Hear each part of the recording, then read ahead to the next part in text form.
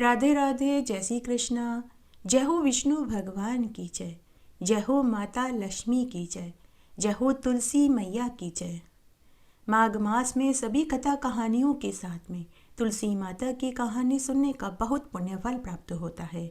अगर आप माघ मास का स्नान कर रहे हैं और व्रत भी कर रहे हैं तो आपको तुलसी पूजन के साथ तुलसी माता की कहानियों को जरूर सुनना चाहिए। इसका कोटि गुना अक्षय फल प्राप्त होता है। आइए अब हम माघ मास में तुलसी जी की पवित्र पौराणिक पुण्यफल देने वाली कहानियाँ सुनते हैं। तुलसी जी की कहानी। एक बार बहुत छोटा सा गांव था। उस गांव में ननद भाभी रहती थी। ननद बड़े ही धार्मिक विचारों की थी। जब से वह समझदार हुई तभी से वह तुलसी जी को सींचती, दिया बाती करती और तुलसी जी के भोग चढ़ाती और सुहाग के सामान चढ़ाती।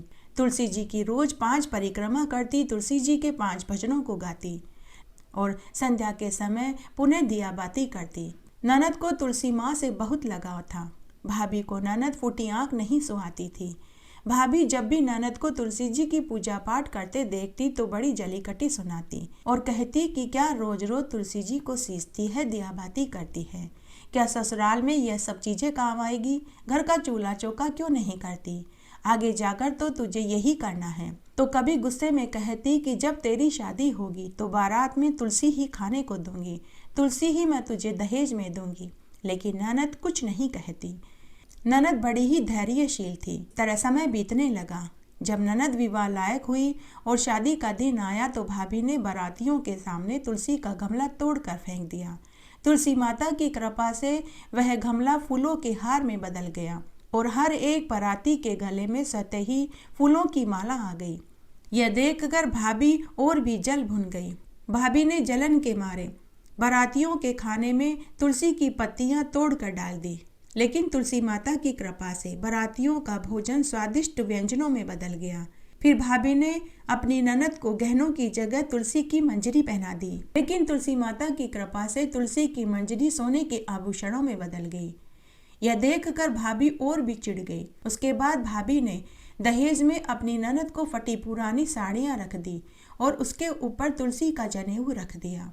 तुलसी माता की कृपा से फटी पुरानी साड़ियां सुंदर जरी की रेशमी कीमती साड़ियों में बदल गई। जब ननद ससुराल में पहुंची तो सभी ससुराल वालों ने दहेज देखकर ननद की बहुत बड़ाई करी। जब भाभी को इन सब बातों का पता चला तो उसे बड़ा आश्चर्य हुआ। उसे तुलसी की महत्ता समझ में आ चुकी थी। भाभी के खुद के भी एक लड़की थी। तो भाभी ने खुद की लड़की से कहा कि बेटी तू भी तुलसी जी की पूजा पाठ किया कर। देख तेरी बुआ तुलसी जी की पूजा पाठ करती थी तो उसके खूब ठाट बाट हो गए। तुझे भी तेरी बुआ की तरह फल मिलेगा। लेकिन भाभी की लड़की श्रद्धा भाव से तुलसी जी की पूजा नहीं करती थी। वह मात्र दिखावा करती थी। जब भाभी की लड़की का विवाह का समय आया तो उसने सोचा कि जैसा बर्ताव मैंने अपनी ननद के साथ किया था, अगर वैसा ही बर्ताव मैं अपनी लड़की के साथ करूंगी तो शायद तुलसी माँ मेरी बेटी को भी वो सब कुछ दे जो उसने मेरी ननद को दिया था। तब भाभी ने अपनी लड़की के बारात के सामने तुलसी का गमला तोड़कर फेंक दिया। लेकिन वह तुलसी का गमला फूलों के हार में नहीं बदला, वह मिट्टी के ढेर में ही पड़ा रहा। फिर भाभी ने बारातियों के खाने में तुलसी की पत्तियां तोड़कर डाल दी। लेकिन अब की बार वह स्वादिष्ट व्यंजनों में नहीं बदला, बल्कि बारातियों का खाना कड़वा और बेसुहादला हो गया। जैसे ही बारातियों ने भोजन खाया तो सब थू थू करके थूक कर चले गए। फिर उसने अपनी बेटी को तुलसी की मंजरी पहना दी। लेकिन इस बार तुलसी की मंजरी सोने चांदी के आभूषणों में नहीं बदली। फिर उसने अपनी बेटी को देने के लिए भी फटी पुरानी साड़ियां रख दी और उसके ऊपर तुलसी का जनेऊ रख दिया। लेकिन इस बार फटी पुरानी साड़ियां जरी की रेशमी साड़ियों में नहीं बदली, वे फटी पुरानी साड़ियों में ही पड़ी रही। जब भाभी की लड़की ससुराल में पहुंची तो सभी बारातियों ने और ससुराल वालों ने लड़की की खूब बुराई करी। भाभी की लड़की को ससुराल में खूब दुख मिला। भाभी अपनी ननद को कभी मायके नहीं बुलाती थी। तब एक दिन भाई ने विचार किया कि बहन को विवाह होकर गए बहुत समय हो गया है, क्यों नहीं बहन से मिलकर के आऊं। तो पति ने अपनी पत्नी से कहा कि मैं अपनी बहन से मिलने उसके ससुराल जा रहा हूं, तुम मुझे कुछ पैसे दे दो ताकि मैं उसके लिए मिठाई ले जा सकूं।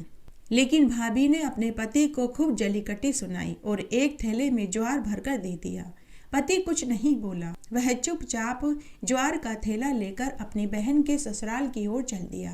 भाई बहुत दुखी था। वह मन ही मन सोच रहा था कि मैं पहली बार बहन के ससुराल जा रहा हूँ। ससुराल वाले क्या सोचेंगे कि मैं बहन से मिलने आया हूँ और ज्वार लेकर आया हूँ।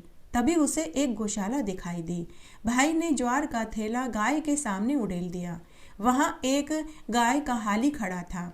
उसने भाई से कहा कि अरे भाई, यह गाय तो चारा खाती है, सोने चांदी और सच्चे हीरे मोती नहीं खाती। आप गाय को ये क्या डाल रहे हो? भाई को अपनी आंखों पर विश्वास ही नहीं हुआ। उसने झट से सारे सोने चांदी सच्चे मोती थैले में भर लिए और प्रसन्नतापूर्वक अपनी बहन के ससुराल से मिलने पहुंच गया। बहन अपने भाई से मिलकर बहुत खुश हुई। भाई ने अपनी बहन को उपहार दिया। सोने चांदी व सच्चे मोती पाकर बहन बहुत खुश हुई। माता तुलसी ने ज्वार को सोने चांदी और सच्चे मोतियों में बदल दिया था। हे माता तुलसी, जैसे आप भाई की बहन पर टूटी वैसे सबके ऊपर टूटना। कहानी कहने वाले के ऊपर, सुनने वाले के ऊपर और हुक्कारा भरने वाले के ऊपर। तुलसी जी की कहानी। एक गांव में दो देवरानी जिठानी रहती थी। जिठानी बड़ी ही चालाक, लालची और घमंडी स्वभाव की थी, जबकि देवरानी बड़ी ही सरल, नम्र और सबकी मदद करने वाले स्वभाव की थी। जिठानी का पति अच्छा कमाता था। घर का सारा खर्चा वही उठाता था। एक दिन जिठानी की माँ अपनी बेटी से मिलने उसके घर आई तो उसने यह देख लिया तो माँ ने अपनी बेटी के कान भर दिए और बोली कि बेटी, तेरा पति अकेला कमाता है, तेरा देवर तो कमाता ही नहीं है। कल को तेरे बच्चे बड़े होंगे, घर परिवार बढ़ेगा, इस तरह तो तू धन ही इकट्ठा नहीं कर पाएगी। तो जिठानी ने अपनी माँ से कहा कि माँ, अब तुम ही बताओ मैं क्या करूँ। तो माँ ने कहा कि बेटी, जैसा मैं कहती हूँ तू वैसा ही करना। उसके कुछ समय के बाद जिठानी की माँ चली गई। दूसरे दिन जिठानी अपने सास ससुर से बोली कि माँ, बाबूजी, मैं अलग रहना चाहती हूँ। मेरे पति अकेले कमाते हैं, देवर जी तो कमाते ही नहीं हैं। इस घर का खर्चा मेरे पति अकेले क्यों उठाए? इसलिए मैं अब अपने पति और दोनों बच्चों के साथ अलग रहना चाहती हूँ। सास ससुर ने अपनी बड़ी बहू को बहुत समझाया, लेकिन वह नहीं मानी। आए दिन लड़ाई झगड़े बढ़ने लगे। रोज रोज के क्लेश से तंग आकर सास ससुर ने उसे अलग कर दिया। तब एक दिन घर, जमीन जायदाद और मवेशियों का बंटवारा हो गया। जिठानी ने पक्का घर, उपजाऊ जमीन और दूध देने वाली गाय खुद रख ली। गहने घाटे सारे खुद रख लिए और देवरानी को टूटी फूटी झोपड़ी, बंजर जमीन और जो गाय दूध नहीं देती थी, बीमार थी, वह गाय देवरानी को दे दी।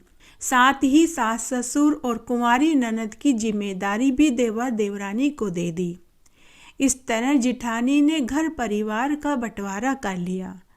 घर के सभी अच्छे सामान, नए चांदी के बर्तन उसने खुद रख लिए और पुरानी टूटी फूटी खाट, टेबल, कुर्सी देवर देवरानी को दे दी। जब घर के सारे सामान का बंटवारा हो गया तो देवरानी जिठानी से बोली कि भाभी जी, आपने घर, जमीन, मवेशियों का और गहने गांठों का जो भी बंटवारा किया वह सब मुझे मंजूर है, लेकिन भाभी जी, वो तुलसी का पौधा जो आपके आंगन में रह गया है वो मुझे वापस दे दीजिए, या फिर आप मुझे रोज आपके आंगन में आकर तुलसी पूजा करने की अनुमति दे दीजिए।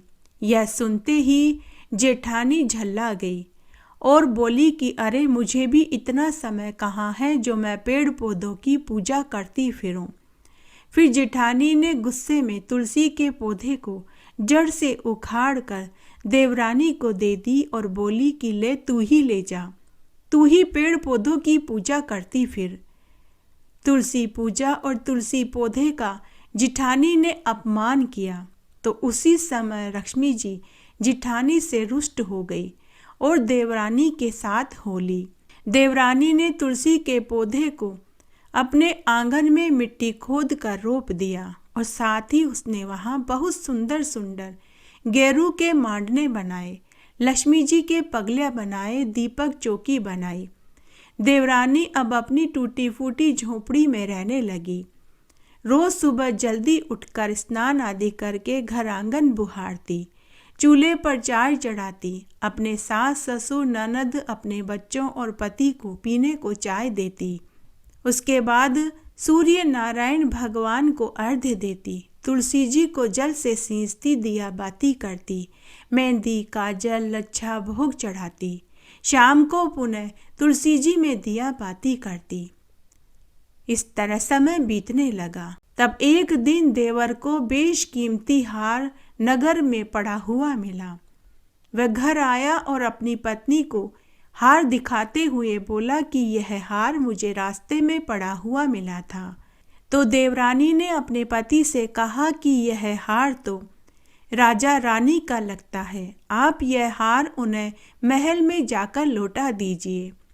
तब देवर उस बेशकीमती हार को लेकर राजा के महल में गया और हार देते हुए बोला कि महाराज, यह हार मुझे रास्ते में पड़ा हुआ मिला था। वह बेशकीमती हार बड़ा ही महंगा था, जो कि रानी का था। शायद किसी दासी ने चोरी करने के नियत से लिया था, लेकिन डर कर उसने रास्ते में ही फेंक दिया था, जिसे ले जाकर देवर ने राजा को पकड़ा दिया। देवर की ईमानदारी से प्रसन्न होकर राजा ने उसे अपने महल में दरबारी की नौकरी दे दी, साथ ही उसे रहने के लिए मकान और खेतीबाड़ी के लिए जमीन दे दी। अब देवरानी अपने पति, सास ससुर ननद और बच्चों के साथ नए मकान में रहने लगी। कुछ ही सालों में देवर देवरानी अमीर हो गए। वे अमीर लोगों की श्रेणी में गिने जाने लगे। उसके बाद जब ननद विवाह लायक हुई तो देवर देवरानी ने धूमधाम से अपनी ननद का विवाह भी कर दिया। उधर जेठानी ने जिस दिन माता तुलसी का अपमान किया था, जड़ से उखाड़ कर देवरानी को पकड़ाया था, उसी क्षण माता लक्ष्मी उसके घर से चली गई थी। उसके 6 महीने में ही पति की नौकरी चली गई। बच्चे बीमार हो गए। घर में जो धन रखा था चोर चुरा कर के ले गए। अब तो एक समय के भोजन का जुगाड़ भी वह बड़ी मुश्किल से कर पाती थी। अब जेठानी लोगों के घरों में झाड़ू पोछा कर रही थी।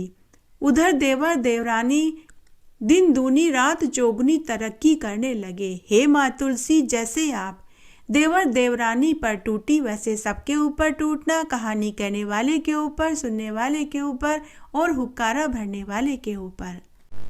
तुलसी जी की कहानी। एक बार की बात है, बहुत छोटा सा गांव था। उस गांव में एक विधवा ब्राह्मणी अपने बेटा, बहू और बेटी के साथ रहती थी। ब्राह्मणी की बेटी बड़ी ही धार्मिक प्रवृत्ति की थी। उसका नाम सुशीला था। सुशीला की माँ और भाई उसे खूब लाड़कोड़ से रखते थे, लेकिन उसकी भाभी उसे पसंद नहीं करती थी। वह अपनी सास से कहती थी कि माँ जी, आप ननद बाई से घर का कामकाज क्यों नहीं करवाते? आखिर में तो यही काम आएगा, पराए घर जाएगी तो दुख उठाना पड़ेगा। ससुराल वाले हमें ही ताने देंगे कि हमने इसे घर का कोई कामकाज नहीं सिखाया। तो ब्राह्मणी और उसका पति हंसकर टाल देते कि हमारी तो एको एक लाडली सुशीला है, अपने आप सब सीख जाएगी। सुशीला ने जब से होश संभाला तभी से वह तुलसी जी को सींचती, दिया बाती करती, रोज 5 परिक्रमा करती, तुलसी जी के 16 श्रृंगार करती, मेहंदी काजल बिंदी लगाती, चुनरी उड़ाती, मिश्री और माखन का भोग लगाती और रोज तुलसी जी के 5 भजनों को गाती। पूजा करने के बाद वह कहती कि हे तुलसी माँ, सोने के लोटे में जल दो और लडवन का थाल दो। तो ऐसा कहते ही दोनों चीजें उसके सामने आ जाती। सुशीला उन्हें ले जाकर अपनी माँ को दे देती, जिससे उनके घर में कभी अन्न धन की कमी नहीं हुई। समय बड़ा खुशी खुशी बीत रहा था। जब सुशीला विवाह लायक हुई तो ब्राह्मणी ने अपने बेटे से कहा कि बेटा, तेरी बहन विवाह लायक हो गई है, इसके लिए अच्छा घरवर तलाश करो ताकि हम सुशीला का धूमधाम से विवाह कर सकें। तभी सुशीला की भाभी बीच में ही बोली कि माँ जी, मेरे तो एको एक लाडली ननद है, इसके लिए तो घर वर मैं ही ढूंढूंगी। मेरी कौन सी दो चार नंदे हैं, अपनी ननद के नेक चार तो मैं ही करूंगी, मैं ही बन्नियाँ गाऊंगी। तब पति और सास ने कहा कि जैसा तुम ठीक समझो वैसा करो। तब भाभी अपने मन ही मन सोचने लगी कि अब आया ऊंट पहाड़ के नीचे, अब मैं अपनी मन की निकाल लूंगी। बरसों से वह अपनी ननद से खार खाए बैठी थी, तो उसने मन ही मन सोचा कि इसके लिए ऐसा गरीब घरवर ढूंढूंगी ताकि मेरी सास और मेरे पति को सबक मिल सके। तब भाभी ने एक गरीब से गरीब घर में सुशीला का रिश्ता तय कर दिया। तब ब्राह्मणी ने और उसके बेटे ने सुशीला का धूमधाम से विवाह कर दिया। जब सुशीला विवाह होकर ससुराल में पहुंची तो कोई वहां मंगल गीत गाने वाली महिलाएं नहीं थी, न ही किसी ने उसका आवभगत किया। ससुराल में केवल उसकी विधवा सासू और एक कुंवारी ननद थी। रात्रि में सुशीला ने दाल रोटी खाई और सो गई। सुबह रोज की तरह वह जल्दी उठी स्नान आदि करके। सुशीला अपनी सासू माँ के पास आई और पूछने लगी कि माँ जी, मेरे नित्य का नियम है कि मैं तुलसी जी की पूजा करती हूँ, तभी मैं अन्न जल ग्रहण करती हूँ। माँ जी, हमारे घर में तुलसी जी का पौधा कहाँ है? तो सास बोली कि बहू, हमारे घर में तो तुलसी का पौधा ही नहीं है। ऐसा करो, तुम अपनी ननद को साथ लेकर पड़ोस में चली जाओ, वहाँ तुलसी का पौधा है, तुम वहाँ जाकर पूजा कराओ। तब सुशीला अपनी छोटी ननद को साथ लेकर पड़ोस में तुलसी जी की पूजा करने चली गई। सुशीला ने वहाँ तुलसी जी की पूजा करी। हमेशा की तरह पूजा करने के बाद वह बोली कि हे तुलसी माँ, सोने के लोटे में जल दो और लडवन का थाल दो। उसी समय दोनों चीजें उसके सामने आ गई। सुशीला ने दोनों सामान पड़ोसन को पांव छूकर दे दिया। पड़ोसन धन और लड्डू पाकर बहुत खुश हुई। पड़ोसन ने सुशीला से कहा कि बहू, तुम तो रोज तुलसी जी की पूजा करने आ जाया करो। पड़ोसन को धन का लालच आ गया। जैसे ही सुशीला अपनी ननद के साथ घर आई तो ननद ने अपनी माँ को सारी बात बता दी। सास यह सुनते ही लाल पीली हो गई कि सोने का लोटा और लड्डुअन का थाल पड़ोसन को दे दिया। अब देखती हूँ कल कैसे पड़ोस में पूजा करने जाती है। दूसरे दिन सुबह जब सुशीला पूजा की थाली लेकर पड़ोस में तुलसी पूजा करने जाने लगी तो सास ने मना कर दिया। सास बोली कि बहू, कोई ज़रूरत नहीं है रोज रोज दूसरों के घर पूजा करने जाने की। बहू, तेरे मायके के रीति रिवाज यहाँ नहीं चलेंगे। चलो चुपचाप से घर के कामकाज में लग जाओ। सुशीला अपनी सास से कुछ नहीं बोली। उसने घर के चौके का सारा काम किया, झाड़ू पोछा किए, बर्तन किए, भोजन बनाया, सबको भोजन खिलाया, लेकिन उसने स्वयं अन्न जल ग्रहण नहीं किया क्योंकि उसका नित्य का नियम था। वह तुलसी जी की पूजा करने के बाद ही अन्न जल ग्रहण करती थी। इस तरह 4-5 दिन निकल गए। तब एक रात्रि को स्वप्न में तुलसी माता ने सुशीला को दर्शन देकर कहा कि बेटी उठो, क्यों भूखी प्यासी हो? बेटी, तुम आजकल मेरी पूजा भी नहीं करती हो, नहीं तुम मुझे जल से सींचती हो, न घी का दीपक जलाती हो, न परिक्रमा करती हो, और नहीं तुम मीठे मीठे मुझे भजन सुनाती हो। तो स्वप्न में ही सुशीला बोली कि हे तुलसी माँ, मेरे ससुराल में तुलसी का पौधा ही नहीं है, पड़ोस में मुझे सासू ननद जाने नहीं देती। तब तुलसी माँ बोली कि बेटी, मैंने तेरे घर के आंगन में अपना वास बना लिया है, तुम अब रोज मेरी पूजा किया करो। ऐसा कहकर तुलसी माँ अंतर्ध्यान हो गई। सुबह जब सुशीला सोकर उठी तो उसे रात्रि के स्वप्न वाली बात याद आई। सुशीला भागी भागी आंगन में देखने गई तो वहां तुलसी का पौधा घेर गुमेर दूर तक फैला हुआ था, जिसकी हर लड़ी में सोने हीरे मोती लड़झर हो रहे थे। सुशीला देखकर बहुत खुश हुई। उसने पहले स्नान किया, पूजा की थाली जमाई और फिर उसने तुलसी माँ को जल से सींचा, घी का दीपक जलाया, रोली मोली चावल लच्छा बांधा, मेहंदी काजल बिंदी लगाई, चुंदड़ी उड़ाई और बोली कि हे माँ तुलसा, सोने के लोटे में जल दो, लडवन का थाल दो। ऐसा कहते ही दोनों चीजें उसके सामने आ गई। सुशीला ने दोनों सामान ले जाकर अपनी सास को पांव छूकर दे दिया। सास और ननद आश्चर्य में पड़ गए कि यह सब कहाँ से आया। सुशीला ने उन्हें पूरी बात बताई। सासू ननद भागी भागी घर के आंगन में देखने आई तो तुलसी का पौधा धन से लड़झड़ हो रहा था। सास और ननद ने सुशीला के पांव पकड़ लिए। सुशीला ने कहा कि माँ जी, भाई साहब, आप मेरे पांव मत पड़िए, उल्टी गंगा नहीं बहती, मैं आपके पांव लगूंगी, आप तुलसी माँ के पांव पड़िए। अब सास और ननद भी अपनी बहू के साथ तुलसी जी की पूजा करने लगी। कुछ ही समय में वे बहुत अमीर हो गए और कुछ ही महीनों में उनके घर में धन दौलत, नौकर चाकर, महल नुमा मकान हो गया। हाथी, घोड़ा, ऊंट, बंगला, मोटर गाड़ी, जेवरात सब हो गए। वे अमीर लोगों की श्रेणी में गिने जाने लगे। जब पहली राखी आई तो भाभी का मन हुआ कि इस राखी पर ननद के ससुराल जाकर देखना चाहिए कि उसके क्या हाल हैं। जरूर ससुराल में धंधा पीट रही होगी, सूखे टिक्कड़ खाती होगी, फटे पुराने गुदड़े ओढ़ती होगी, फटी पुरानी साड़ियाँ पहनती होगी। तब भाभी अपने पति के साथ सुशीला के घर राखी बंधवाने पहुँचे तो सुशीला के ठाट बाट देखकर भाई को बहुत खुशी हुई, लेकिन भाभी की आंखें चकराने लगी, उसे तो चक्कर आने लगे। सुशीला अपने भाई भाभी से मिलकर बहुत खुश हुई। हे तुलसी माता, जैसे आपने सुशीला की पग पग पर मदद करी वैसी सबकी करना।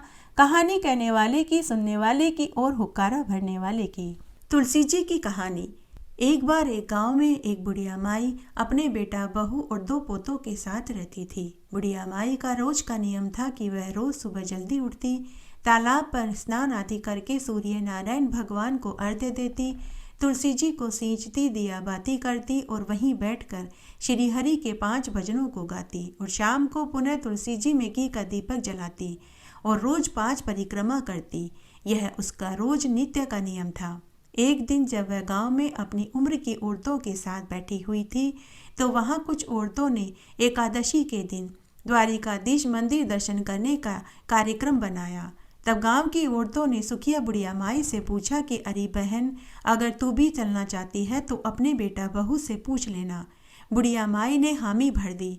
बुढ़िया माई का मन भी श्री हरि के दर्शनों को करने का हो रहा था, लेकिन वह मन ही मन सोचने लगी कि मेरे पीछे से तुलसी के पौधे की कौन देखरेख करेगा, कौन जल से सींचेगा, कौन दिया बाती करेगा और कौन सुबह शाम भोग लगाएगा। उसके बाद बुढ़िया माई घर आ गई और घर आकर खुद के कमरे में उदास होकर बैठ गई। शाम को बुढ़िया का बेटा उसके लिए भोजन की थाली लेकर आया। अपनी माँ को उदास देखा तो बेटे ने अपनी माँ से उदासी का कारण पूछा। माँ ने कहा कि बेटा, गांव की औरतें द्वारिकाधीश मंदिर दर्शन करने के लिए जा रही है, मेरा भी बहुत मन है, लेकिन कैसे जाऊं? पीछे से मेरी तुलसी जी की सेवा पूजा कौन करेगा? बेटे ने कहा कि माँ, तुम चिंता मत करो, अगर तुम्हारा मन द्वारिकाधीश मंदिर दर्शन करने के जाने का हो रहा है तो तुम जरूर जाओ, तुम्हारी तुलसी जी की पूजा तुम्हारी बहू कर देगी। तब बुढ़िया ने अपने बेटे से कहा कि बेटा एक बार बहू से पूछ लेता। तो बेटे ने कहा कि माँ, पूछना क्या है, मैंने कहा ना कि वो कर देगी, वो मना नहीं करेगी।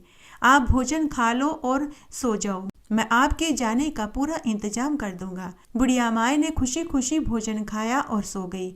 उधर बुढ़िया का बेटा अपनी पत्नी से बोला कि मेरी माँ 5 दिनों के लिए द्वारिकाधीश तीर्थ यात्रा पर जाएगी, तुम मेरी माँ के लिए 5-7 दिनों के जितने घी और काजू बादाम डालकर आटे के लड्डू बना देना, और साथ ही मेरी माँ का एक काम भी तुम्हें करना है, रोज नियम से तुलसी जी में जल से सींचना, दिया बाती करना और सुबह शाम भोग लगा देना। तो पत्नी ने हामी भर दी, कुछ नहीं बोली। उस दिन बुढ़िया की बहू पूरी रात्रि कुड़कुड़ करती रही। वह मन ही मन बुढ़िया माई को गालियां देने लगी और बोली कि मैं तो एक दिन के लिए मायके जाने की कहती हूँ तो मुझे नहीं भेजते, और अपनी माँ को 5-5 दिनों के लिए तीर्थ यात्रा के लिए भेज रहे हैं और अपनी माँ का सारा काम भी मुझसे करवा रहे हैं। अपनी माँ के लिए तो देसी घी के लड्डू बनवाने की कह रहे हैं। उस रात को बुढ़िया की बहू ने एक योजना बनाई। जब सास के जाने की पूरी तैयारी हो गई तो बहू ने तुलसी के पौधे को जड़ से उखाड़कर एक पीतल के डिब्बे में रख दिया और डिब्बे को थैले में रख दिया और अपनी सासू माँ को देते हुए बोली कि सासू माँ इसमें घी के आटे के काजू बादाम के लड्डू हैं, आप रोज सुबह शाम घी के लड्डू निकाल कर के खा लेना। यह सुनकर सासू को बहुत खुशी हुई। सासू माँ ने अपनी बहू को ढेरों आशीर्वाद दिए और बोली कि अखंड सौभाग्यवती रहो। फिर बुढ़िया माई ने अपने पोते पोतियों को गले से लगाया और उन्हें भी ढेरों आशीर्वाद दिए। उसके बाद बुढ़िया माई अपनी संगी सहेलियों के साथ द्वारिकाधीश मंदिर तीर्थ यात्रा के लिए पैदल पैदल चल दी। चलते चलते जब संध्या हो गई तो सभी ने एक जगह रात्रि विश्राम करने का निश्चय किया। सभी अपना अपना भोजन निकाल कर के खाने लगे। बुढ़िया माई ने भी थैले में से डिब्बा निकाला तो उसमें माँ तुलसी की कृपा से तुलसी का पौधा घी के काजू बादाम के लड्डुओं में बदल गया। बुढ़िया माई ने अपने लड्डुओं में से आधा आधा लड्डू सभी को दिया। सभी ने बुढ़िया की बहू की खूब तारीफ करी और बोली कि अरे बहन, तेरी बहू तेरा कितना ख्याल रखती है, तेरे लिए काजू बादाम घी के लड्डू बना कर के दिए हैं, हमारी बहू ने तो तेल के पराठे बनाए हैं। तो दूसरी ने कहा कि हाँ बहन, तुम सत्य कहती हो, मेरी बहू ने तो सूखी रोटी और मिर्च दी है। तो अन्य ने कहा कि मेरी बहू ने तो बाटी और अचार दिया है। उस रात्रि को सुखिया बुढ़िया माई अपने बेटा बहू को ढेरों आशीष देने लगी। इस तरह 2 दिन बाद वो द्वारिकाधीश मंदिर में पहुंच गए। वहां पहुंचकर सबने सबसे पहले नदी में स्नान किया, फिर द्वारिकाधीश मंदिर के दर्शन करने पहुंचे। उस दिन एकादशी का दिन था। बुढ़िया माई का उस दिन एकादशी का उपवास था। जब वे मंदिर में पहुंचे तो वहां उन्होंने लंबी लंबी लाइनें देखी। बुढ़िया माई मन ही मन सोचने लगी कि इतनी लंबी लंबी लाइनें लगी हुई है, पता नहीं मेरा नंबर आएगा भी नहीं, या क्या पता नंबर आते आते पट बंद न हो जाए। तब उसने आंखें बंद करके दोनों हाथ जोड़कर भगवान से दर्शनों की विनती करने लगी। थोड़ी ही देर में बुढ़िया माई ने आंखें खोली तो उसने अपने आप को लाइन में सबसे आगे पाया और सामने भगवान श्री हरि के दर्शन हो रहे थे। यह देखकर तो वह गदगद हो गई। वह समझ ही नहीं पाई कि यह चमत्कार कैसे हुआ कि तभी पुजारी की आवाज़ से उसकी तंद्रा टूटी। तब बुढ़िया माई भगवान के लड्डू चढ़ाना चाहती थी तो उसने थैले में से लड्डू का डिब्बा निकाला तो उसमें 1 लड्डू और 3 तुलसी की पत्ती निकली। तब बुढ़िया माई ने एक कागज के टुकड़े पर लड्डू, तुलसी के पत्ती और 11 रुपए रखे और पुजारी को पकड़ाने लगी। फिर से बुढ़िया माई सोचने लगी कि इतने सारे प्रसादों के बीच उसके लड्डू का प्रसाद भगवान के पास थोड़े पहुंच पाएगा। यहाँ तो इतने बड़े बड़े अमीर सेठ आए हैं, ढेरों महंगी महंगी मिठाइयाँ लाए हैं। उसने फिर से आंखें बंद करी और भगवान से विनती करने लगी कि हे ईश्वर, मेरे भोग को स्वीकार करें। उसने फिर से आंखें खोली तो उसने फिर से एक चमत्कार होता हुआ देखा। भगवान श्री हरि के हाथ में उसी का लड्डू और तुलसी दल रखा हुआ था। वह तो पागल जैसी हो गई। खुशी के मारे वह जोर जोर से श्रीमन नारायण नारायण हरि हरि, जय जय नारायण नारायण हरि हरि करने लगी। और जब तक पट बंद नहीं हो गए बुढ़िया माई एकटक श्री हरि को निहारती रही। जब पट बंद हो गए तो वह सीढ़ियों पर आकर बैठ गई और अपने साथ की सहेलियों का इंतजार करने लगी। जब उसकी साथ की सहेलियां आई तो वे सब कहने लगी कि उन्हें तो श्री हरि के दर्शन अच्छे से हुए ही नहीं। लेकिन बुढ़िया माई ने उनसे कहा कि मुझे तो भगवान श्री हरि के बहुत अच्छे दर्शन हुए। तभी वहाँ एक पुजारी सबको प्रसाद बांट रहा था। तब सबने पुजारी जी से प्रसाद लिया। बुढ़िया माई ने भी पुजारी से प्रसाद लिया और उस प्रसाद को लड्डू के खाली डब्बे में रख लिया ताकि उसके बेटा बहू और पोते पोती भी प्रसाद खा सके। तभी वापस गांव की ओर लौट आए। जब बुढ़िया माई घर पहुंची तो वहां उसकी बहू उसे दिखाई नहीं दी। आंगन में तुलसी का पौधा भी उसे नया नया दिखाई दे रहा था।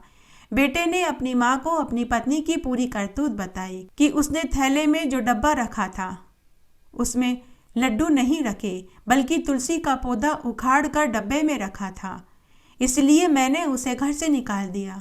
तब बुढ़िया माई को आश्चर्य हुआ। उसने अपने बेटे से कहा कि बेटा, लेकिन मेरे थैले में जो डब्बा था उसमें तो घी और काजू बादाम के आटे के लड्डुओं से भरा हुआ था, और जब मैंने भगवान श्री हरि को प्रसाद में लड्डू चढ़ाना चाहा तो उसमें से 1 लड्डू और तुलसी की 3 पत्तियां भी निकली।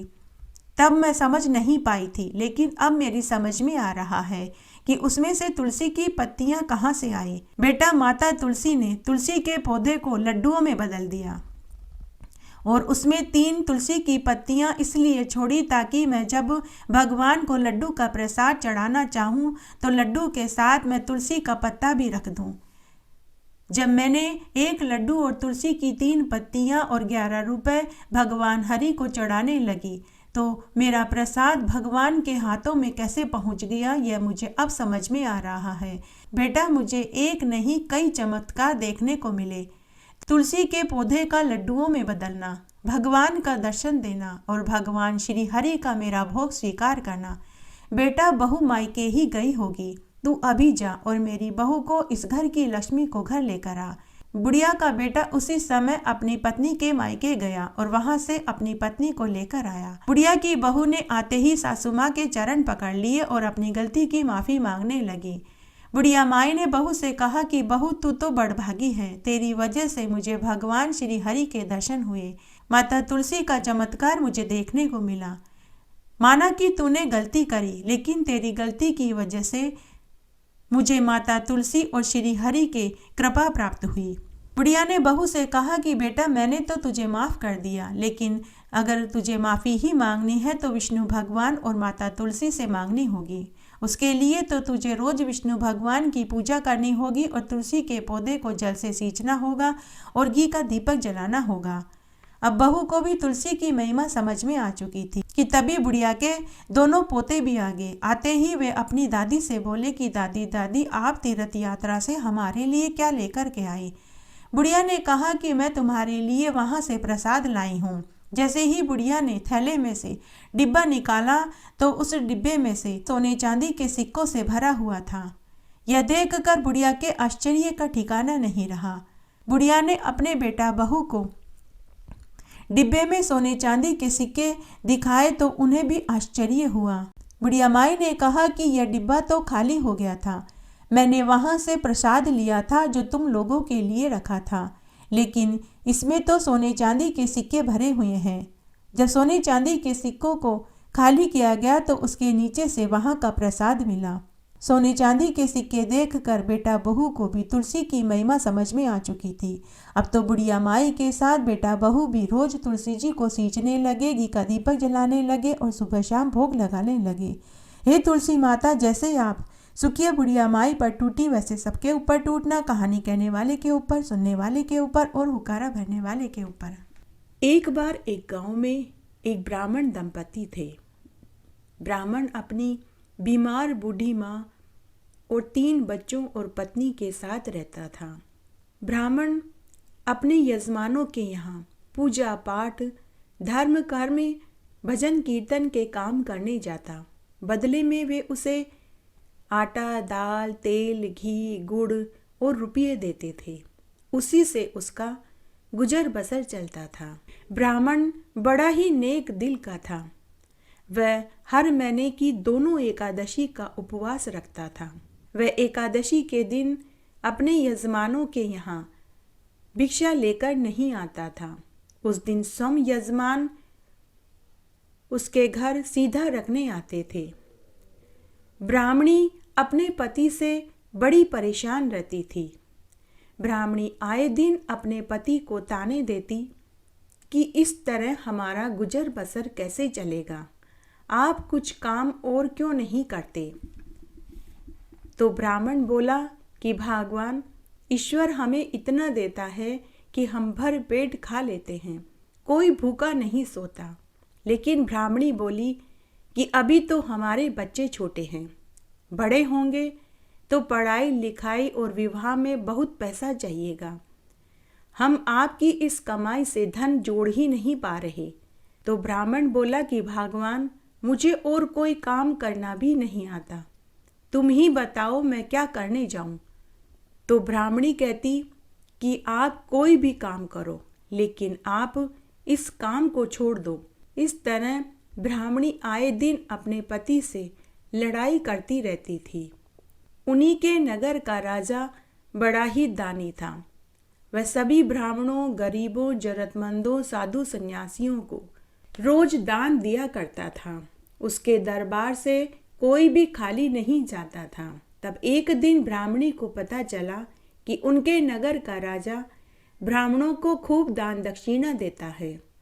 तब ब्राह्मणी अपने पति से बोली कि हे स्वामी, आप भी हमारे नगर के राजा के पास जाइए और उनसे दान मांगकर लाइए, शायद इससे हमारी गरीबी दूर हो जाए। लेकिन ब्राह्मण बोला कि अरे भगवान, हमें राजा का धन नहीं लेना चाहिए। राजा का धन पता नहीं कहाँ कहाँ से आया होगा। पता नहीं राजा ने किसका दिल दुखा कर के धन एकत्र किया होगा, गरीबों का खून चूस कर धन एकत्र किया होगा। पता नहीं गरीबों के ऊपर लगान लगाया होगा या किसी की जमीन हड़पी होगी। भगवान, हमें ऐसा धन दान में नहीं लेना चाहिए। मैंने अपनी पूरी उम्र मेहनत मजदूरी करके ही घर चलाया है, इसलिए मैं राजा के पास दान मांगने नहीं जाऊंगा। ऐसा धन कभी भी फलता फूलता नहीं है, हमेशा मेहनत का धन ही फलता फूलता है। लेकिन ब्राह्मणी के ऊपर अपने पति की बातों का कोई असर नहीं हुआ। उसने तो सिर्फ एक ही रट लगा दी कि या तो आप राजा से दान मांग कर के लाइए, नहीं तो मैं अपने बच्चों को लेकर हमेशा हमेशा के लिए मायके चली जाऊंगी। आखिर ब्राह्मण को ब्राह्मणी की बात माननी ही पड़ी। सच कहा गया है, त्रियाहट, बालहट, राजहट, इसके आगे किसी की नहीं चली। ब्राह्मण को ब्राह्मणी की जिद के आगे हार माननी ही पड़ी। तब उस रात को ब्राह्मण सोचता रहा कि मैं राजा से ऐसा क्या मांगूं जिससे मुझे दान भी मिल जाए और मेरा धर्म भी भ्रष्ट न हो। बहुत सोच विचार करने के बाद दूसरे दिन ब्राह्मण राजा के दरबार में पहुंचा। तब एक दरबारी ने राजा को संदेश दिया कि हे महाराज, हमारे नगर का एक ब्राह्मण आया है। राजा ने ब्राह्मण का खूब आदर सत्कार किया और पूछा कि हे ब्राह्मण देव, आपके आगमन से मैं धन्य हो गया। आप बताइए, मैं आपको क्या चीज दान में दूं? स्वर्ण, चांदी, धन, वस्त्र, अन्न, दूध देने वाली गायें, जमीन, जायदाद, आप जो कहेंगे मैं वही चीज आपको दान में देने को तैयार हूं। ब्राह्मण थोड़ी देर तक तो सोचने लगा, फिर इधर उधर देखने लगा और फिर बोला कि हे महाराज, मुझे आपसे एकांत में बात करनी है। तब राजा ने अपने सभी मंत्रियों, दरबारियों, सेवकों और नौकरों को बाहर भेज दिया। उसके बाद राजा ने ब्राह्मण से कहा कि हे ब्राह्मण देव, अब बताइए, आपको मुझे ऐसा क्या कहना है जो आपने एकांत चाहा? आप मुझे ऐसा क्या कहने वाले हैं जो आपने सभी को बाहर भिजवा दिया? तो ब्राह्मण बोला कि हे राजन, जो मुझे आपसे दान में चाहिए उसी के बारे में मैं आपसे बात करना चाहता हूँ। राजा ने कहा कि बताओ, जो तुम कहोगे वही चीज़ मैं तुम्हें दान में दूंगा। मैं तुम्हें वचन देता हूँ कि तुम खाली हाथ नहीं जाओगे, यह मेरा वादा है। तब कुछ देर सोचने के बाद ब्राह्मण थोड़ी हिम्मत करके राजा से बोला कि हे महाराज, मुझे आपकी मेहनत की कमाई दान में चाहिए। अब राजा सोच में पड़ गया कि उसके खजाने में जो धन है, सोना चांदी है, आभूषण है, वो उसकी मेहनत की कमाई के नहीं हैं। थोड़ी देर सोचकर राजा बोला कि हे ब्राह्मण देव, आपको इस समय तो खाली ही जाना पड़ेगा, परंतु मैं आपको वचन देता हूँ कि कल मैं आपको अपनी मेहनत की कमाई ही दान में दूंगा। यह सुनकर ब्राह्मण घर आ गया। पति को आया देखकर ब्राह्मणी दौड़ी दौड़ी दरवाजे पर आई और बोली कि जल्दी बताओ, जल्दी से दिखाओ, राजा ने तुम्हें क्या दान में दिया? ब्राह्मण बोला कि भगवान, राजा मुझे कल दान में देंगे। ब्राह्मणी मन ही मन खुश होने लगी कि मेरे पति ने ज़्यादा चीज़ दान में मांगी होगी इसीलिए राजा को व्यवस्था करने में समय चाहिए। ब्राह्मणी मन ही मन खुश होकर काम में लग गई। उधर राजा महल में आया। उसने साधारण कपड़े पहने और कीमती कपड़े और जेवरात उतारे। तो रानी ने पूछा कि हे महाराज, आज आपने साधारण कपड़े क्यों पहने हैं? आपने कीमती जेवरात और मुकुट क्यों उतार दिया? तब राजा ने अपनी पत्नी को पूरी बात बताई। तो रानी बोली कि हे महाराज, मैं भी आपके साथ मेहनत मजदूरी करने चलूँगी। शायद हम दोनों मेहनत मजदूरी करेंगे तो ज़्यादा कमाई कर पाएंगे और ज़्यादा धन ब्राह्मण को दान में दे पाएंगे। तो राजा ने हामी भर दी। उसके बाद रानी ने स्वयं भी साधारण कपड़े पहने, कीमती कपड़े और आभूषणों को उतारा, अपने बच्चे को भी साधारण कपड़े पहनाए और महल के पिछले दरवाजे से निकल पड़े। चलते चलते बहुत देर हो गई, लेकिन उन्हें कोई काम नहीं मिला। अंत में वे एक नदी के किनारे पहुंचे। वहां एक धोबी और धोबन ढेर सारे कपड़े धो रहे थे। राजा रानी ने उनसे जाकर काम मांगा। तब धोबी अपनी पत्नी से बोला कि अरे भगवान, आज हमारे पास कपड़े ज़्यादा हैं, मौसम भी खराब है। आज हम इनसे कपड़े धुलवा लेते हैं ताकि शाम होने से पहले सारे कपड़े धुल जाएं और सूख जाएं। तो धोबन ने हामी भर दी। फिर धोबी ने राजा रानी से कहा कि अरे भाई, मैं तुम्हें मजदूरी में 4 पैसे दूंगा।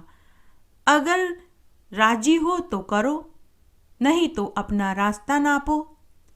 राजा रानी ने खुशी खुशी धोबी की बात को स्वीकार कर लिया। अब राजा रानी कपड़े धोने लगे। आज से पहले उन्होंने कभी कपड़े धोए नहीं थे। तो धोबी और धोबन पूरे समय राजा रानी को डांटते रहे कि पता नहीं कहाँ से उठकर चले आते हैं, कपड़े धोने तो आते नहीं। राजा रानी चुपचाप उनकी डांट सुनते रहे। बीच बीच में बच्चा रोता तो रानी अपने बच्चे को चुप कराने के लिए दूध पिलाती और सुला देती और फिर से कपड़ों पर डंडा मार मार कर धोने लगती। शाम होते होते राजा रानी के हाथों में छाले पड़ गए, लेकिन उन्होंने पूरी ईमानदारी से सभी कपड़ों को धोया। तभी धोबी और धोबन ने देखा कि उनके हाथों में छाले पड़ गए।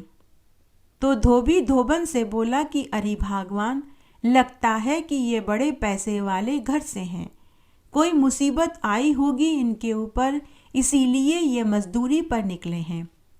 देखो, इनके तो एक ही दिन में दोनों पति पत्नी के हाथों में छाले पड़ गए। तो धोबन ने कहा कि हे स्वामी, आप सच कहते हैं, शायद इनके घर वालों ने इन्हें लड़ झगड़ कर घर से निकाल दिया होगा। धोबी और धोबन ने उनसे पूछा कि अरे भाई, तुम कौन हो? आज से पहले हमने तुम्हें इस नगर में कभी नहीं देखा और तुम्हारे ऊपर ऐसा क्या संकट आन पड़ा है जो तुम दोनों कपड़े धोने के लिए बैठ गए। हमें तो लगता है कि तुम कोई बहुत ऊंचे पैसे वाले घराने से हो। तुम्हारे तो एक ही दिन में हाथों में छाले पड़ गए। लेकिन राजा रानी ने धोबी और धोबन से कुछ नहीं कहा। उसके बाद शाम को जब सारे कपड़े धुल गए तो धोबी और धोबन ने उन्हें 4 पैसे दिए और इनाम में 1 पैसा और दिया। धोबी धोबन ने राजा रानी से कहा कि तुमने बड़ी ही ईमानदारी से कपड़े धोए हैं, इसलिए हम तुम्हें 1 पैसा इनाम का और देते हैं। इस तरह 5 पैसे लेकर राजा रानी खुशी खुशी महल में आ गए। महल में आने के बाद राजा ने उन 5 पैसों को एक लाल कपड़े में बांध कर रख दिए और रात्रि में सो गए। दूसरे दिन जब ब्राह्मण महल में दान लेने आया तो राजा ने ब्राह्मण को हाथ जोड़कर कहा कि हे ब्राह्मण देव, मैं केवल 5 पैसे ही मेहनत के कमा पाया हूँ। ब्राह्मण ने खुश होकर राजा की मेहनत की कमाई के 5 पैसे ले लिए और राजा को ढेरों आशीर्वाद दिया और घर आ गया। ब्राह्मणी अपने पति का बहुत पहले से ही इंतजार कर रही थी। जैसे ही ब्राह्मणी ने अपने पति को आते हुए देखा तो वह भागी भागी घर के दरवाजे के पास आई और बोली कि हे स्वामी, धन कहाँ है? क्या कोई गाड़ी पीछे धन लेकर आ रही है?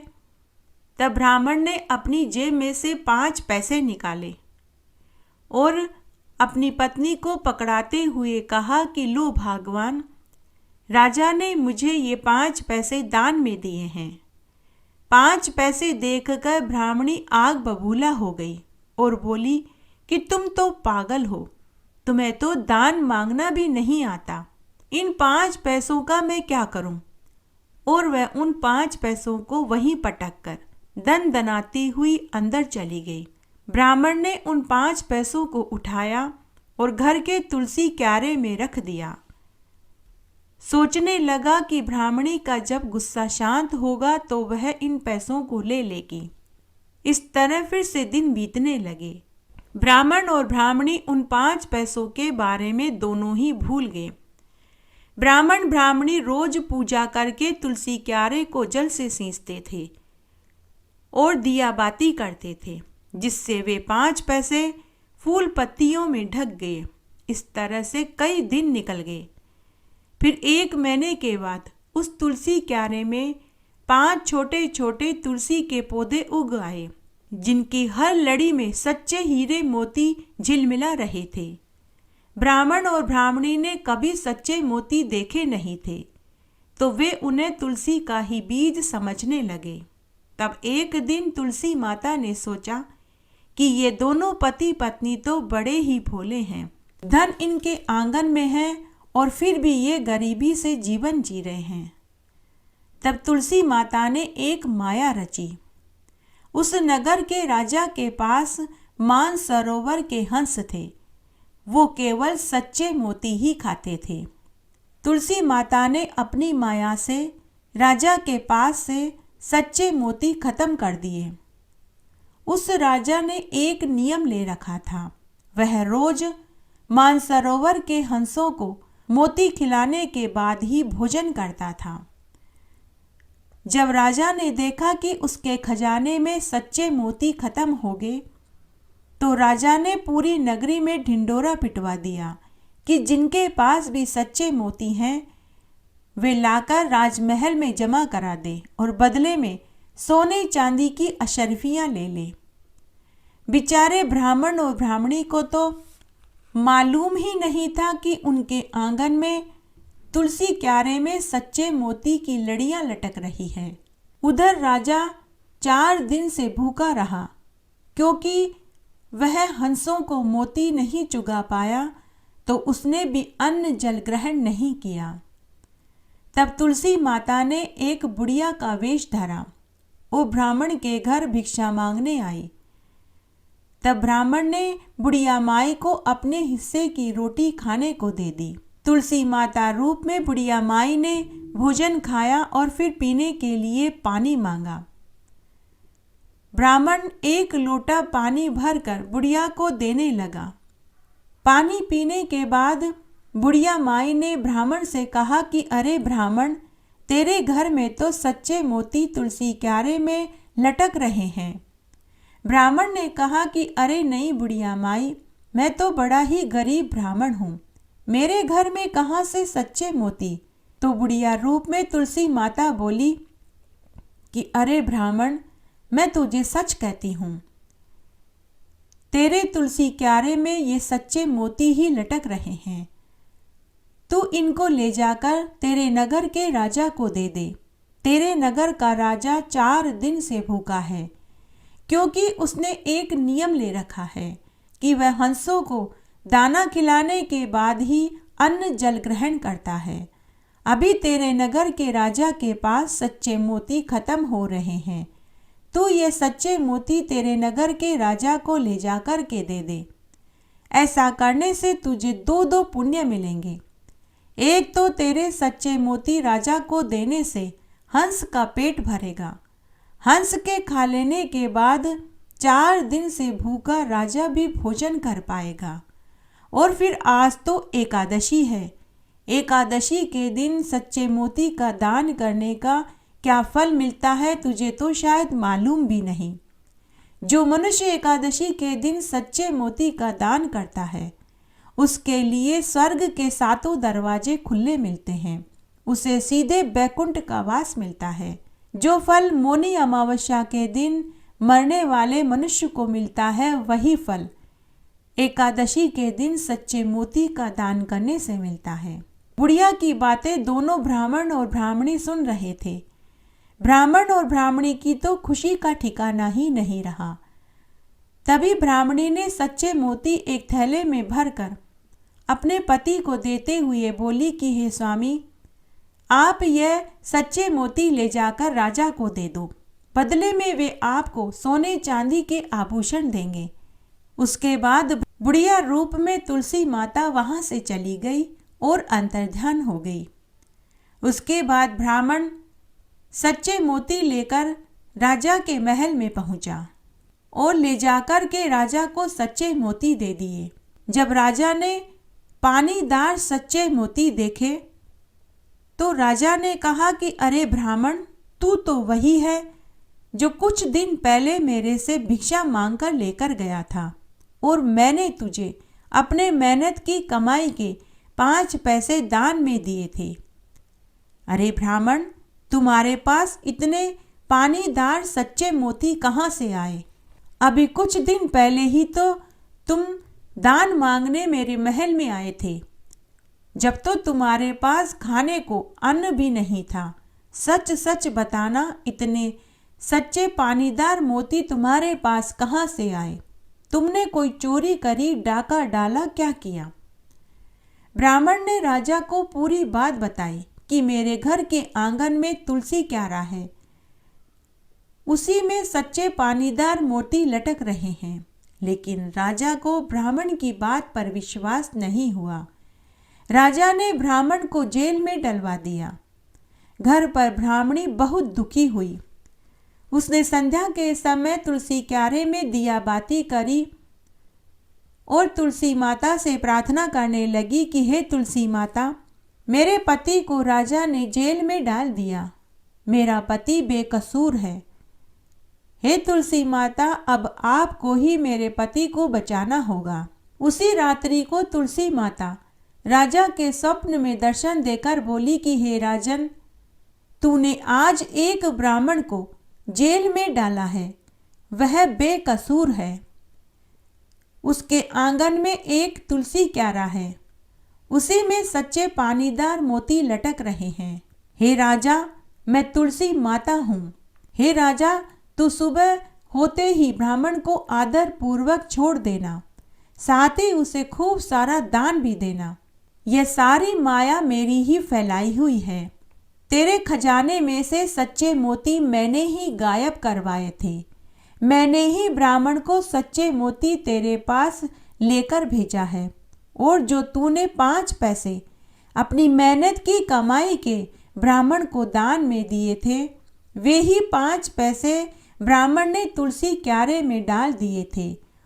उन्हीं 5 पैसों से उसके तुलसी क्यारे में 5 पौधे उगे हैं, उसी में सच्चे पानीदार मोती झिलमिला रहे हैं। हे राजन, अगर तूने सुबह होते ही ब्राह्मण को नहीं छोड़ा तो मैं तेरा यह सारा वैभव, सुख, संपत्ति सब बर्बाद कर दूंगी। ऐसा कहकर तुलसी माता अंतर्ध्यान हो गई। सुबह होते ही राजा ने अपने स्वप्न वाली बात अपनी रानी, मंत्रियों और राजगुरु को बताई। तब राजा के गुरु ने राजा से कहा कि हे महाराज, उस ब्राह्मण के ऊपर तो तुलसी माता टूटी है। आप उस ब्राह्मण को जेल से छोड़ दीजिए और उस ब्राह्मण को आदर के साथ उसे घर तक छोड़ कर के आइए, साथ ही उसे खूब सारा धन दौलत भी दीजिए। तो ब्राह्मण के ऊपर तो तुलसी माता का आशीर्वाद है। तब राजा रानी ने ब्राह्मण को जेल से छोड़ दिया और आदर के साथ रथ में बैठाकर उसे घर तक छोड़ने गए। राजा रानी ब्राह्मण के तुलसी क्यारे में सच्चे पानीदार मोती देखने उसके घर आए। तब राजा रानी ने ब्राह्मण के तुलसी क्यारे में से फूल पत्तियां हटा कर के देखा तो उनमें से वही 5 पैसे उन्हें दिखाई दिए जो उन्होंने ब्राह्मण को दान में दिए थे। राजा रानी यह देखकर बहुत खुश हुए। उन्होंने ब्राह्मण को खूब सारा धन दान में दिया। उसके बाद राजा रानी ने पूरी नगरी में यह ढिंढोरा पिटवा दिया कि सभी को अपनी मेहनत की कमाई खानी चाहिए। मेहनत की कमाई से ही घर में बरकत बढ़ती है। और साथ ही रोज तुलसी जी की पूजा करनी चाहिए, एकादशी का व्रत करना चाहिए और तुलसी जी को सींचना और दियाबाती करना चाहिए। उसके बाद राजा रानी भी तुलसी जी को सींचने लगे, दियाबाती करने लगे और हर एकादशी का उपवास करने लगे। हे तुलसी माता, हे एकादशी मैया, जैसे आप ब्राह्मण के ऊपर खुश हुई वैसे सबके ऊपर होना, कहानी कहने वाले के ऊपर, सुनने वाले के ऊपर और हुक्कारा भरने वाले के ऊपर। घटती हो तो पूरी हो तो परवान चढ़े, भूले बिसरे नाम तेरे भंडार में भरे। तुलसी जी की कहानी। एक बार बहुत छोटा सा गांव था। उस गांव में सभी जाति धर्म के लोग बड़े ही प्रेम भाव से रहते थे। उसी गांव में एक साहूकार दंपति अपने 2 बेटा बहुओं और पोते पोतियों से भरे पूरे परिवार के साथ रहते थे। साहूकार दंपति की बड़ी बहू बड़ी ही झगड़ालू, चालाक और लालची प्रवृत्ति की थी, जबकि छोटी बहू बड़ी ही समझदार, दयालु, मिलनसार और धार्मिक प्रवृत्ति की थी। साहूकार दंपति ने अपने घर, खेत, खलिहान, जमीन जायदाद का बंटवारा नहीं किया था, इसीलिए बड़ी बहू थोड़ा शांत रहने की कोशिश करती थी। छोटी बहू सभी तरह के व्रत, उपवास और दान पुण्य करती थी। रोज सुबह तारों की छांव में उठती, स्नान आदि करके सूर्य नारायण भगवान को अर्घ्य देती, तुलसा जी को सींचती, दियाबाती करती और रोज भोग बना करके ठाकुर जी के भोग लगाती। चूल्हे पर चाय बना करके अपने सास ससुर, पति और बच्चों को देती। खाना बनाती तो पहली रोटी गाय को और आखिरी रोटी कुत्ते को देना नहीं भूलती थी। रोज गरम गरम रोटी अपने सास ससुर को खिलाती, उसके बाद अपने बच्चों को और पति को देती। दोनों बेटा बहू अलग अलग रहते थे। साहूकार दंपति अपने छोटे बेटा बहू के साथ रहते थे। तब एक दिन की बात है, साहूकार दंपति बीमार पड़ गए। तब बड़ी बहू को पता चला तो वह उन्हें लोक लाज और दिखावे के डर से उन्हें अपने घर ले आई और उनकी सेवा पानी करने लगी और बड़ी ही चालाकी से घर, खेत, खलिहान, जमीन जायदाद खुद के नाम करवा लिए। साहूकार दंपति और छोटे बेटा बहू को तो पता भी नहीं चला। दोनों साहूकार दंपति के मरते ही जिठानी ने देवर देवरानी को घर से निकाल दिया और उन्हें बंजर जमीन, टूटी फूटी झोपड़ी और एक गाय दे दी। गाय भी वो दी जो दूध नहीं देती थी और बीमार थी। साहूकार दंपति के छोटे बेटा बहू कुछ नहीं बोले। जब देवरानी अपने वाले हिस्से में जाने लगी तो उसने जेठानी से कहा कि भाभी जी, आपने जो भी बंटवारा किया मुझे मंजूर है, लेकिन जाने से पहले मैं आपसे एक बात पूछना चाहती हूँ। आपके आंगन में तुलसा जी का पौधा रह गया है। अगर आप अनुमति दें तो रोज मैं आपके आंगन में आकर तुलसा जी की पूजा कर लूं, या फिर आप मुझे आंगन की तुलसा जी दे दीजिए। यह सुनते ही जेठानी गुस्से से लाल पीली हो गई और तुलसा जी के पौधे को जड़ से उखाड़ कर देते हुए बोली कि यह ले, तू ही ले जा, मेरे पास इतना समय कहाँ जो मैं पेड़ पौधों की पूजा करती फिरूं। देवरानी तुलसी जी के पौधे को लेकर अपने वाले हिस्से में आ गई और झोपड़ी के आंगन में लगा दिया। साथ ही उसने तुलसा जी के पास सुंदर सुंदर मांडने मांडे। उस दिन एकादशी का दिन था। एकादशी के दिन तुलसी जी को जड़ से उखाड़ने से भगवान विष्णु और माता लक्ष्मी के साथ तुलसा जी भी रुष्ट हो गई और जिठानी को इसका शाप लगा। उस दिन माता लक्ष्मी तुलसी जी के साथ जिठानी के घर से देवरानी के घर आ गई। देवर देवरानी अपने वाले हिस्से में आ गए, लेकिन उस दिन उनके पास खाने पीने को कुछ नहीं था। तो पति अपनी पत्नी से बोला कि भगवान, अब हम क्या खाएंगे, हम कैसे जिएंगे, बच्चों को क्या खिलाएंगे पिलाएंगे। तो पत्नी बोली कि हे स्वामी, आपके भाई भाभी ने हमारा धन हड़पा है, हमारी किस्मत नहीं ली है। धन आज है कल नहीं। धन लक्ष्मी तो आती जाती रहती है, आज उनके पास है, कल शायद हमारे पास आ जाए। लक्ष्मी जी तो चंचल होती हैं। स्वामी एक न एक दिन हमारे दिन भी फिरेंगे, मुझे पूरा यकीन है। हम बहुत मेहनत करेंगे। हे स्वामी, भगवान ने हमें 2 हाथ पांव दिए हैं, हम मेहनत मजदूरी करेंगे। उस दिन एकादशी का दिन था, तो पत्नी अपने पति से बोली कि स्वामी आज एकादशी का दिन है, अगर आज हम कुछ नहीं खा पाए तो हम तुलसी दल खाकर पानी पी लेंगे। उसके बाद उसका पति मजदूरी के लिए चला गया, लेकिन उस दिन उसे मजदूरी नहीं मिली। वह खाली हाथ ही घर लौट आया और दुखी होता हुआ अपनी पत्नी से बोला कि भगवान आज तो मुझे काम भी नहीं मिला, आज हम बच्चों को क्या खिलाएंगे पिलाएंगे। उनके बच्चे बड़े ही समझदार थे। उन्होंने अपने माँ बाबूजी से कहा कि माँ बाबूजी आज हम भी एकादशी का उपवास करेंगे। बड़े ही भारी मन से माता पिता ने अपने बच्चों को भी तुलसी दल पकड़ाया और पीने को पानी दिया। सभी तुलसी का पत्ता खाकर पानी पीकर भगवान विष्णु, माता लक्ष्मी और तुलसी माता का स्मरण करके सो गए। दूसरे दिन से साहूकार का छोटा बेटा दिन में मजदूरी करता और सुबह शाम अपनी पत्नी के साथ अपनी बंजर जमीन पर हल चलाता। देखते ही देखते जमीन उपजाऊ हो गई। तब उन्होंने उसमें खाद बीज डाल दिया। उस साल बरसात अच्छी हुई तो फसल भी बढ़िया हुई। कुछ ही बरसों में वे धनवान हो गए। घर, दुकान, खेत खलियान, नौकर चाकर, हाथी घोड़े, ऊंट सभी हो गए। छोटी बहू तुलसा जी को रोज जल से सींचती थी, दिया बाती करती थी, सुबह शाम भोग लगाती थी। यह उसी का फल मिला था। उधर जिठानी ने जिस दिन तुलसी के पौधे को जड़ से उखाड़कर देवरानी को दिया था, उसी दिन से तुलसी माता के साथ लक्ष्मी जी भी उनके घर से रुष्ट हो गई थी। इस पाप दोष के कारण पति की नौकरी चली गई, बच्चे बीमार पड़ गए, पति को कोढ़ हो गया, उनके इलाज में सारा धन खर्च हो गया, जमीन, दुकान, खेत खलियान सब गिरवी रखने पड़े। तो हे माँ तुलसी, हे माँ लक्ष्मी, जैसे आप छोटी बहू के ऊपर टूटी वैसे सबके ऊपर टूटना, कहानी कहने वाले के ऊपर, सुनने वाले के ऊपर और हुक्कारा भरने वाले के ऊपर। इस तरह आज हमने माघ मास में तुलसी जी की पवित्र पौराणिक कहानियाँ सुनी। आशा करती हूँ आपको इन कहानियों को सुनने का संपूर्ण फल प्राप्त होगा। और अगर आपको ये कहानियाँ अच्छी लगे तो इसे ज़्यादा से ज़्यादा लाइक करें, अपने दोस्तों रिश्तेदारों में ज़रूर शेयर करें, ताकि उन्हें भी तुलसी जी की कहानियाँ सुनने का अक्षय कोटि गुना फल प्राप्त हो और आपको इसका पुण्य फल मिले। अगर अभी तक आपने मेरे चैनल को सब्सक्राइब नहीं किया है तो कृपया मेरे चैनल को सब्सक्राइब करें, ताकि मेरा आगे आने वाला वीडियो सबसे पहले आपको मिले। धन्यवाद।